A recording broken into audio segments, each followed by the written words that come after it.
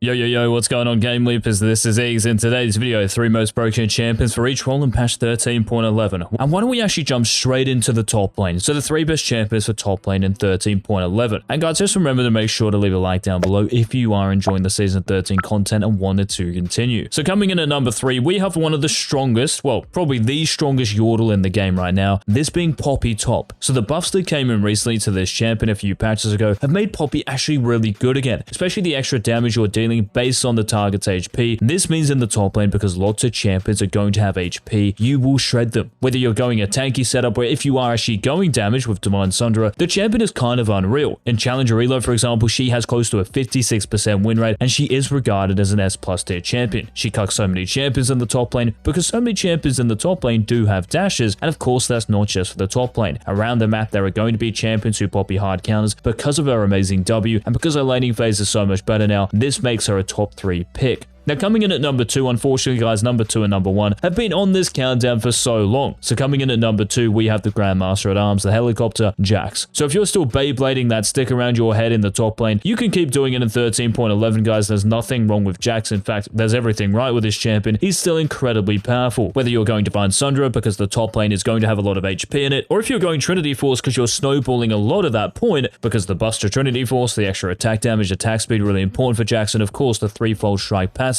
lasting 5 seconds now instead of 3 seconds, well, it just gives you more time, of course, to maximize that damage output. And really, ever since they made Jax's empowered auto attack every 2 auto attacks, Jax is probably going to be one of the best champions in the game, guys, indefinitely, of course, until Riot decided to change it. So I still think it's kind of unhealthy Jax being this OP for this many patches in a row, but hey, it's Riot Games and he's popular. And another popular top laner is number 1, this being Fiora. So this champion doesn't really have many hard counters. You can pick some ranged top laner into Fiora, of course, like a Vayne or a Cannon, but even then Fiora is so busted still that you're still going to have opportunities to win those hard matchups. The stats don't really lie, in Platinum and above in every single elo, Fiora is classified as the number 1 top laner. Now why is that the case? You can go Divine Sundra, you can even go Stridebreaker because of the extra attack damage, you can go Gore Drinker, you can use a variety of mythics depending on the enemy champions you're against and what you need to cuck them and do your job effectively. So Fiora is the number 1 top laner for you guys to pick for the rest of 13.11. And by the way guys, if you do actually want to improve at this game like legit, we can teach you all the micro in the world, but what's really going to help you out is your actual macro and understanding of the game itself. So if you don't know when to time your bases, how to position in lane, how to space, how to jungle track, how to communicate with your teammates, how to count cooldowns, these are the essential building blocks to becoming a challenger player. And our challenger players and coaches just happen to upload daily videos to our website for our thousands of subscribers. So join the club. All you have to do is sign up for that exclusive access to our library of content. That will be linked in the description and comment section. Now moving into the jungle, 3 champions here, unfortunately a bit like Jax and Fiora, right? We always see them on these countdowns, and coming in at number 3 was the most broken jungler in last patch, this being Kha'Zix. So the actual nerf to Ghostblade has affected Kha'Zix a fair bit, but not only can you still go Ghostblade, yes it's worse, but it's still pretty good, and you can still go something like Eclipse, maybe even Dustblade is good again on this champion, because the buffs to Dustblade have really helped other assassin junglers and assassin champions on the Rift, so Kha'Zix has to be here still. Also those buffs a couple of patches ago to your Q's damage, this means that when you isolate an enemy champion, and most of the time you will be, that will be dealing 2.5 times the damage that it got buffed by. So Kha'Zix is the number 3 jungler. Now number 2, if you want to play Kha'Zix on steroids, then you guys have to pick up Rengar. I think this champion, as far as like actual kits in the game go, I think he has the most broken kit in the entire game. Not only do you one-shot every single champion, but you're also notoriously hard to kill. The actual movement speed you get, especially if you have like Blue Smite right through the brushes, also with your empowered W, it's very hard to kill this guy and stay onto him, and I think he's pretty unhealthy for the game. And it also just happens to be a really good meta for Rengar because of the items you can go. So if you're going the empowered Dustblade, right, where the actual damage is proccing at a higher HP and the damage is now amplified because of the buffs in 13.11, if you're going Ghostblade still because you're really snowballing, if you're going something like because you feel as if you already have enough damage on your team, or maybe you want to make use of the actual armor penetration passive because the enemy team is very tanky and bruisery, Rengar just has it all at the moment. And because he is so mechanically demanding, I'd highly recommend going on our website again and looking at the Rengar guides we have on there. Now number 1, a champion who is mechanically demanding as as well. This is arguably the best champion in the game right now because of the Trinity Force buffs. So if you guys want to dominate the jungle and the game and take over, Kindred with Trinity Force is easily the best pick right now. And Challenger players are enjoying over a 55% win rate on this champion. And when you go Trinity Force, it's over like 70% when you actually rush that item. Again, the extra attack damage, the attack speed, it gives you amazing kite as well. It is just so cracked on this champion. If you guys have actually tried Trinity Force Kindred, please let me know in the comment section how broken it is. And that goes for the other builds here as well, guys. Now moving into the mid lane here, number 3, we have the Fisherman, we have FIZZ. Now FIZZ hasn't really changed too much. I mean, I guess the buffs earlier in the season did help, but what's really helped, I think, in recent times is the Lost Chapter buff. So this going down to 1100 gold, because for FIZZ, during the laning phase, after one combo, you're like half mana. After your next combo, you're in, you're gonna recall, and you've only got like 400 gold. So he's very kill reliant. But now, because you can actually get a Lost Chapter sooner, this takes care of your mana issues and you can actually trade freely and just more liberally without worrying about the blue stuff. This has actually seen FIZZ in the majority of elos shoot up to S+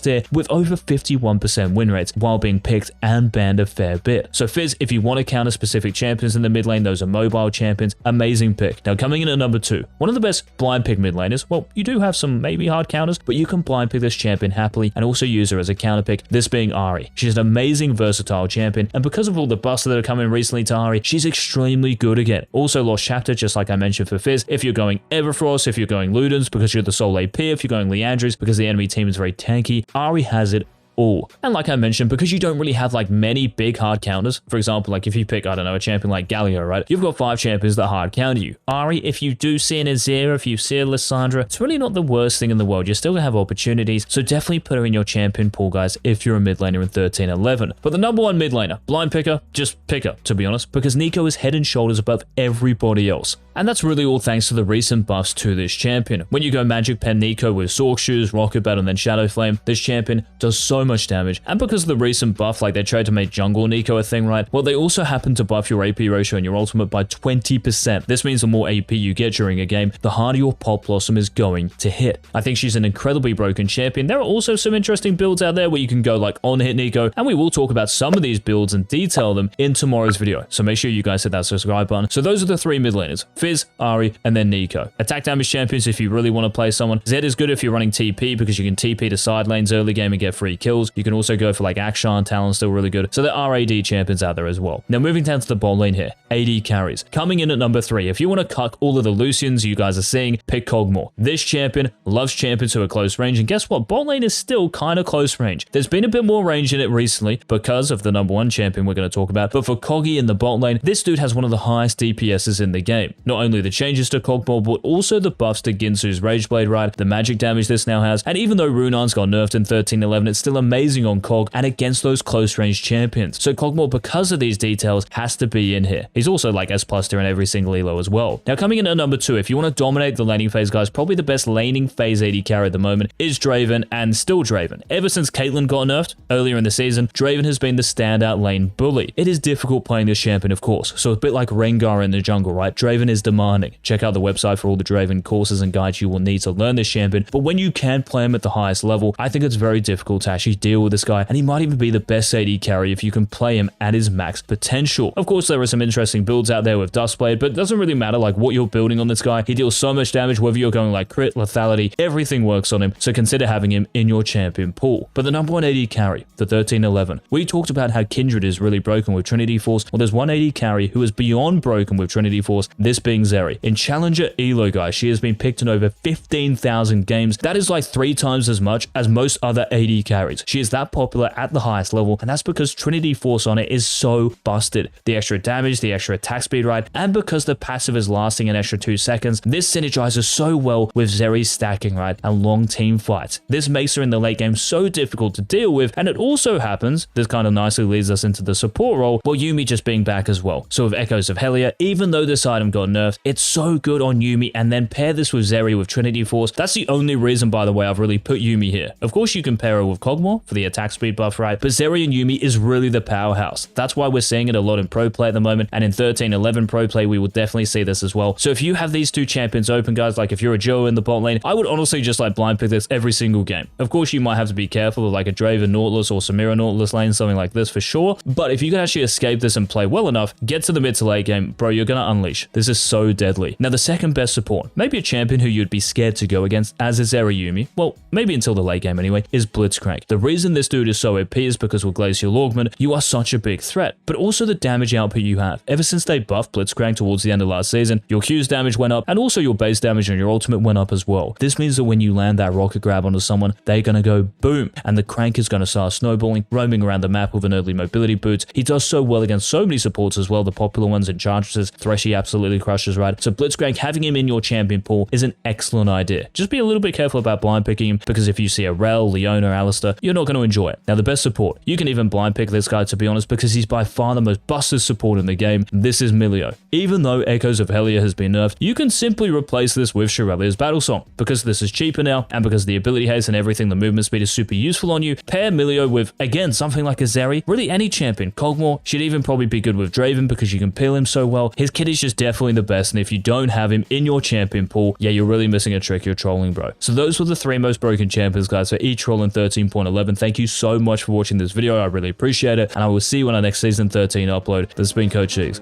Peace.